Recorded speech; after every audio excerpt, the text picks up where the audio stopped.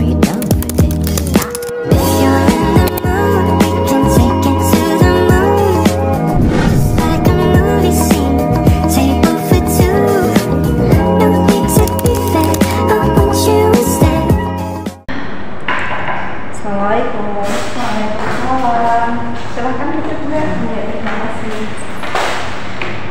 Gimana Mbak kabarnya hari ini? Alhamdulillah baik ya. Boleh tahu dengan Mbak siapa? Mbak Erin. Alamatnya mana Mbak? Alamatnya Karanganyar. Usianya berapa? 20 tahun. 20 tahun ya. Sebelumnya perkenalkan saya Budi Rahma. Di sini ada yang bisa saya bantu Mbak? Iya Bu. Jadi tangga saya kan yang besar ya. Tapi teman-teman itu kayak ada cengkir ayam gitu. Dan aku bingung Bu, cengkir ayam itu apa sih? Kok bisa ada cengkir ayam gitu? Jadi kayak dengar-dengar dari yang lain juga katanya ada cengkir ayamnya gitu. Iya. Sebelumnya Mbak udah tahu belum apa itu kayak infeksi menular seksual? Belum tahu ya. Nah, untuk cengkir ayam sendiri itu termasuk salah satu infeksi menular seksual ya. Jadi boleh saya jelaskan sedikit mengenai infeksi menular seksual Mbak? Iya boleh Bu. Nah, apa sih infeksi menular seksual atau biasa disebut dengan IMS itu? Infeksi menular seksual atau IMS merupakan proses penyakit akibat kontak fisik yang erat antara laki-laki dan perempuan, atau bisa juga antara laki-laki dan laki-laki, bisa juga laki-laki, bisa juga perempuan dan perempuan. Gitu ya Mbak. Yang penularannya melalui kontak seksual, jadi melalui hubungan seksual.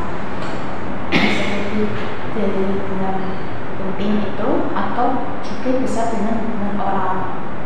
Nah, infeksi menular seksual yang sebelumnya dikenal sebagai penyakit menular seksual melibatkan penularan suatu organisme antara pasangan seksual melalui berbagai jalur kontak seksual, baik oral, anal, ataupun vagina. Jadi bisa melalui oral, anal, dan juga vagina untuk penularannya ya Mbak. Nah, untuk apa saja sih tanda dan gejala yang sudah terkena IMS? Nah, untuk tanda dan gejalanya ada beberapa. Yang pertama yaitu cairan tidak normal atau cairan dari vagina yang biasanya itu terasa gatal, berwarna kekuningan, hijauan, berbau, dan juga biasanya berlendir. Nah, yang kedua biasanya terasa sakit pada saat buang air kecil. Kalau kebanyakan biasanya kalau pada wanita itu jarang ya Mbak, kalau merasa sakit pada saat buang air kecil, biasanya lebih sering ke laki-laki kalau yang itu. Nah, untuk yang ketiga, perubahan warna kulit, yaitu terutama pada bagian telapak tangan dan juga telapak kaki, biasanya bisa sampai menyebar ke seluruh tubuh untuk yang perubahan warna kulit. Untuk yang keempat sendiri, tonjolan seperti cengkir ayam seperti yang Mbak sebutkan tadi ya, itu juga salah satu tanda dan gejala IMS atau infeksi menular seksual. Nah, tonjolan cengkir ayamnya itu di mana sih lokasinya? Itu berada pada alat kelamin ya Mbak, di vagina kalau pada wanita. Nah, untuk yang selanjutnya yaitu sakit pada bagian bawah perut, yaitu rasa sakit yang muncul dan hilang yang tidak berkaitan dengan menstruasi. Itu juga menjadi salah satu tanda dari IMS atau infeksi menular seksual. Jadi perut itu terasa nyeri tapi bukan pada saat menstruasi. Kalau menstruasi biasanya kan ada beberapa orang yang mengalami nyeri gitu ya, tapi ini bukan pada saat menstruasi. Nah, untuk yang selanjutnya, apa saja sih jenis-jenis dari IMS sendiri? Jenis dari IMS ada banyak sekali Mbak sebenarnya. Mungkin nanti saya sebutkan beberapa ya. Yang pertama itu gonorrhea atau kencing nanah, ada juga chlamydia, syphilis, dan juga ada rubella kelamin, herpes genitalis, dan juga hepatitis serta HIV atau AIDS. Nah, untuk apa saja sih yang perlu dilakukan untuk mencegah IMS? Yang pertama bisa menggunakan kondom kalau mau berhubungan dengan pasangan. Hindari untuk berkontak dengan pasangan. Nah, untuk pria juga disarankan untuk sunat terlebih dahulu karena manfaatnya sangat banyak sekali, salah satunya bisa mencegah IMS. Nah, yang selanjutnya yaitu menghindari seks bebas. Jadi kalau bisa nggak usah yang ikut-ikutan yang itu seks bebas. Jadi kalau udah berpasangan ya sama pasangannya. Hindari juga berhubungan seksual dengan orang yang sudah terinfeksi.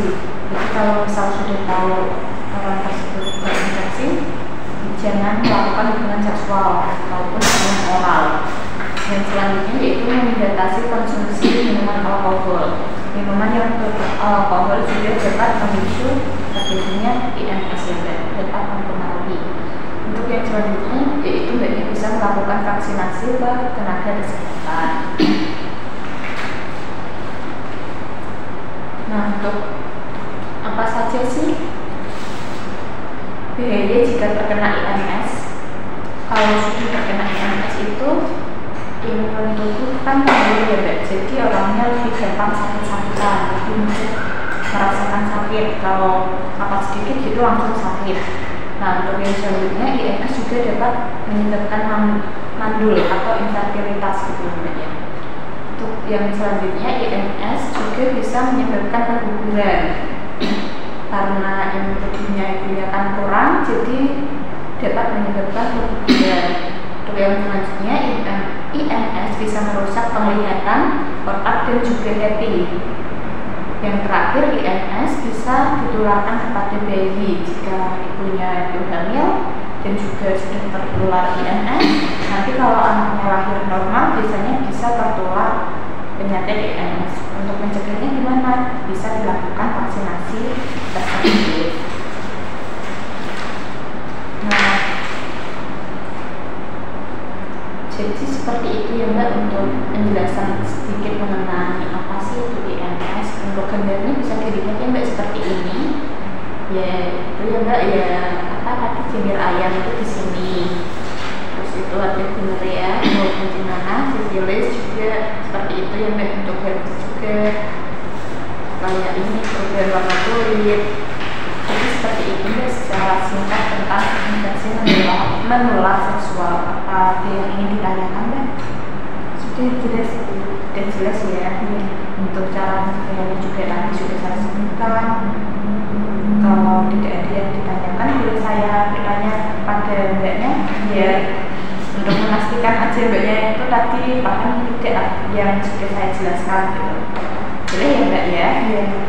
Nah, untuk memastikan Mbaknya paham, bisa Mbaknya sebutkan tadi kan ada beberapa jenis dari IMS atau infeksi menular seksual. Bisa Mbak sebutkan 3. Ya, ada gonorrhea, Ya, sifilis, ya. dan juga herpes. Nah, iya. Berarti saya rasa tadi Mbaknya sudah menyimak dengan baik ya penjelasan saya. Kalau begitu, ini nanti bisa Mbaknya bawa pulang untuk dipelajari biar tidak lupa. Untuk ciri-ciri tanda dan gejalanya tadi juga sudah saya sebutkan ya Mbak. Terima kasih Bu. Ya, jangan diganti-ganti pasangan ya Mbak kalau bisa menghindari orang yang sudah tertular. Baik, terima kasih.